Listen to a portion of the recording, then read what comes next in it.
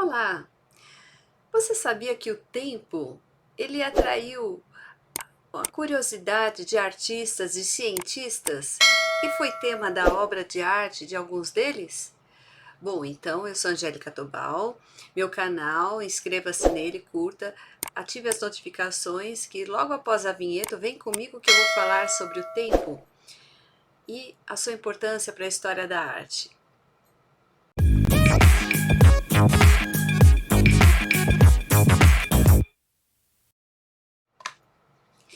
Tempo, aula 14. Vamos lá, minha gente, vamos seguir com o conteúdo, bora lá. Tempo, compositor de histórias. Que bacana! Então quer dizer que esse instrumento aqui, o tempo que a gente controla, ele também foi tema de obras de arte, influenciou diversos artistas, historiadores, cientistas. Compositor de destinos, tambor de todos os ritmos, tempo, tempo, tempo. Caetano Veloso, oração ao tempo. Então, várias linguagens falando sobre o tempo. Como nos relacionamos com o tempo, esse compositor de destinos? Lá, bora, Grécia Antiga, Cronos, que se escreve com KH, Cronos ou Cronos, senhor do tempo, teria surgido primeiro e encontrado Ananke, a deusa do destino. Na mitologia, dois deuses uniram-se, Cronos e Ananke, que acabei de falar, e passaram a reger tudo o que conhecemos.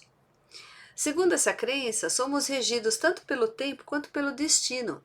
Estudar a história da arte talvez seja como olhar um relógio perdido num emaranhado de fios de memórias, como a obra de Sheila Hicks, da 30ª Bienal de Arte de São Paulo, que aconteceu em 2012.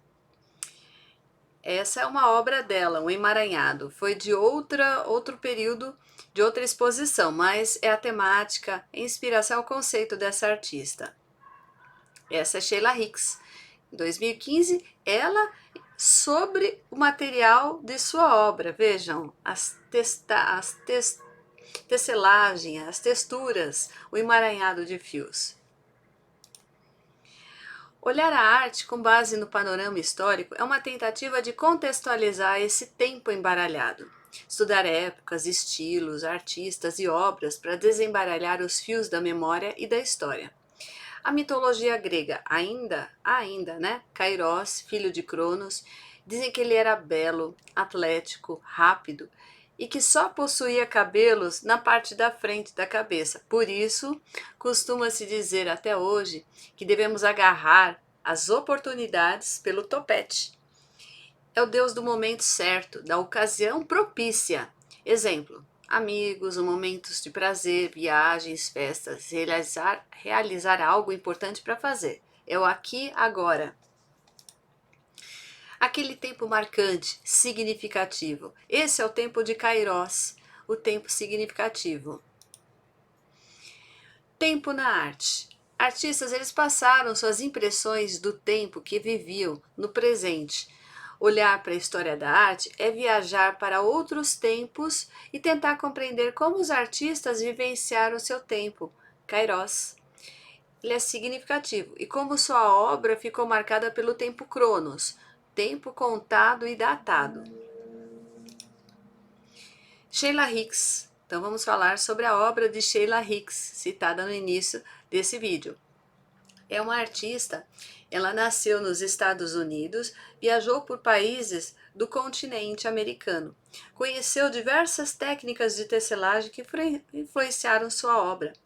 E a técnica, ela mistura tecelagem artesanal antiga com linguagens contemporâneas das instalações. Ela rompeu as barreiras entre a arte e o artesanato, que existe também, tem que se destacar, o preconceito ao artesanato como se fosse uma arte menor, e não é. Qual a técnica dela? Ela explora fios, amarras, entrelaçamentos, cores diferentes e texturas. Caminhos dos fios, os fluxos, são como a nossa vida e os seus acontecimentos. Os caminhos se cruzam. Então veja só, Vocês estão vendo no alto a artista no meio de sua obra, ela fez um selfie aí, e as outras obras à esquerda e abaixo, vocês veem as instalações da artista, com os fios, com os emaranhados, com as cores diversas, com as texturas diversas desse material que ela utiliza. Giro de ideias. Então, qual que é a ideia desse giro? É ler uma obra de arte. Então, a leitura da obra de arte, ela é sempre aberta, ela possibilita diversas interpretações. Por quê? Porque é o olhar do público. Eu sempre digo isso, que hoje na arte contemporânea não é o conceito do artista que dita as regras, e sim como o público lê a sua obra. Isso é muito importante. Então, há símbolos e histórias que influenciam a nossa leitura. Uma dança para a música do tempo. É uma obra de Nicolas Poisson, de 1636. Ela é uma obra do período barroco. A vida é uma dança ao ritmo de Cronos. O barroco ele foi um movimento artístico entre o século 17 a 18, que surgiu na Itália, depois se repercutiu para a Europa e, por final, na América. Essa é a obra. Vejam, tem diversos símbolos, tem dança, tem música, tem figuras da mitologia e permite várias leituras. No alto eu tenho cavalo, eu tenho símbolos da religiosidade, tenho planos diversos, bastante aberta à discussão. Conexões arte, ciência e história. Eu vou ler uma frase de Albert Einstein que está escrita aí. Um adulto normal nunca ocupa sua cabeça com problemas, como o tempo e o espaço. Em sua opinião, tudo o que havia a aprender sobre esse assunto foi aprendido na infância. Eu, ao contrário, me desenvolvi tão lentamente que só comecei a me questionar sobre o tempo e o espaço quando já era adulto. Teoria da relatividade. Você já deve ter ouvido falar nessa teoria. E esse cientista, Einstein, ele mostrou que o espaço, o tempo, a massa e gravidade estão intimamente ligados. Lembram-se aquela equação da relatividade? Então é a relação entre esses elementos, espaço, tempo, massa e gravidade. Os artistas também se interessaram, por isso essa conexão arte, história e o tempo. Os artistas se interessaram pelo tema, por exemplo, Cildo Meireles. Ele fez uma instalação chamada Fontes. Entre os anos de 1992 e 2008, ela foi exposta, né?